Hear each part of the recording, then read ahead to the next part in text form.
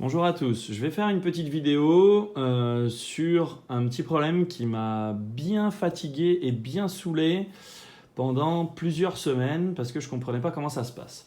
C'est la fameuse erreur, en anglais le waste toner tank en anglais, et donc en français il faut remplacer le réservoir de récupération des déchets du tonnerre. Alors il faut savoir comment ça se passe, c'est applicable avec les imprimantes Samsung, vous voyez. Donc là, moi, j'ai plus l'erreur parce que j'ai réparé le problème.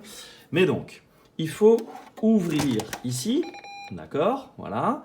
Retirer effectivement toutes les cartouches, ok. Voilà, on dépose tout doucement. Je vais changer de main, ça va être plus facile. Voilà, on enlève tout ça.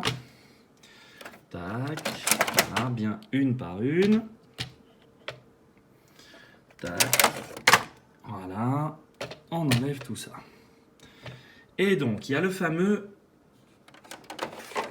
Voilà, c'est ça qui nous intéresse, le waste toner tank. Vous voyez, en fait ici, donc tank ça veut dire réservoir et waste déchets, donc le toner tank c'est le réservoir à déchets de tonnerre.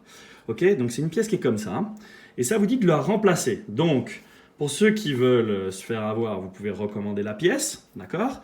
Et ceux qui sont un peu intelligents, eh ben, il y a un truc ici, là, il y a des, vous voyez, du plexiglas ici. Donc là, je l'ai nettoyé. Et donc, en fait, il y a un capteur optique qui passe au travers de ce plexiglas, ici, là, comme ça, et qui voit si, justement, ce réservoir à déchets est plein ou pas. Donc, il suffit de le nettoyer. Alors moi, je vais vous dire ce que j'ai fait, c'est très simple. Donc je l'ai vidé tranquillement dans la poubelle. Il faut y aller tout doucement parce que c'est plein de micro-poussières de particules.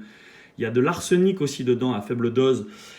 Et il y a plein de choses volatiles, donc faites très très attention quand vous le faites, hein. Il faut le retirer tout doucement, le vider tout doucement. Vous voyez, il y a de la poudre en fait à l'intérieur. Là, on le voit pas parce que je l'ai bien nettoyé. Et ensuite, vous mettez de l'eau. Moi, j'ai mis de l'eau chaude à l'intérieur. J'ai secoué, j'ai séché. Et ensuite, j'ai mis mon aspirateur dessus. Et j'ai aspiré pour bien sécher l'intérieur. J'ai fait ça pendant 2-3 minutes. Ouais. Un système D, on ne va pas acheter du matos coûteux pour ce genre de choses.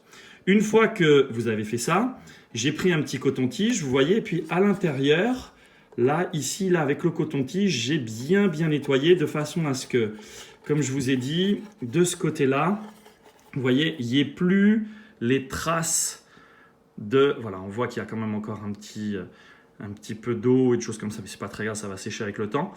Et qu'il n'y ait plus de traces qui indiquent que ce réservoir donc est plein. Voilà, et donc on arrive à réparer cette erreur. Je vois pas mal de vidéos sur le net, j'en ai regardé pas mal, qui disent comment ça fonctionne, mais ils n'expliquent pas comment ça fonctionne. Ils disent de l'enlever et ensuite de le remettre. Et puis vous vous retrouvez toujours avec la même erreur. Donc là, en fait, l'idée, c'est ça.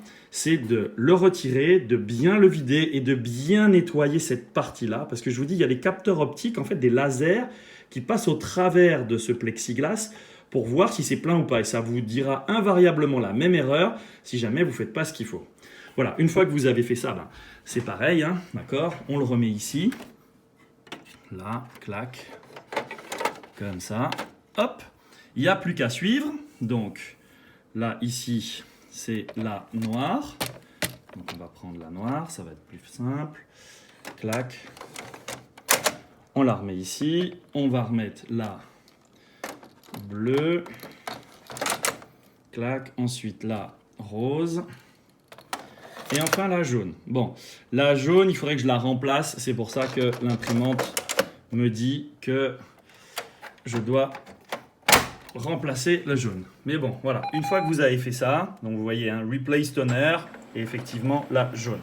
Mais je n'ai plus l'erreur que j'avais juste avant qui disait donc de remplacer le réservoir de déchets tonnerre. D'ailleurs, c'était très très mal traduit en français. Donc, vaut mieux laisser en anglais pour comprendre un peu ce qui se passe, quoi. Voilà. Donc, je vais essayer de taguer la vidéo correctement là-dessus. J'espère qu'elle vous aura aidé. Voilà, donc je prends le temps de faire une petite vidéo sur mon dimanche alors qu'il y a le match de rugby. Donc voilà, j'espère que ça va aider du monde. Surtout, ça va vous aider à faire des économies. Parce que sinon, vous passez chez des réparateurs et eux, ils se prennent pas la tête et puis ils vous commandent la pièce neuve et puis ils vous la mettent et on part avec un truc dans l'environnement alors que on aurait pu le nettoyer et le refaire fonctionner. Voilà, donc n'hésitez pas à me mettre un pouce bleu, histoire d'avoir un peu de YouTube money et que avec ça, je puisse faire d'autres tutos qui puissent aider les gens.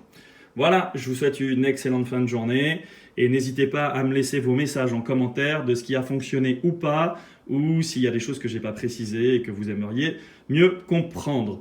Dernier petit point, ça marche pour toutes les imprimantes, hein, pas que de chez Samsung, enfin les lasers avec les réservoirs de poudre à tonnerre, comme ça, on va appeler ça comme ça sur les côtés, et bien ça fonctionne aussi. Donc n'hésitez pas à me donner vos retours d'expérience. Allez, à toutes, ciao!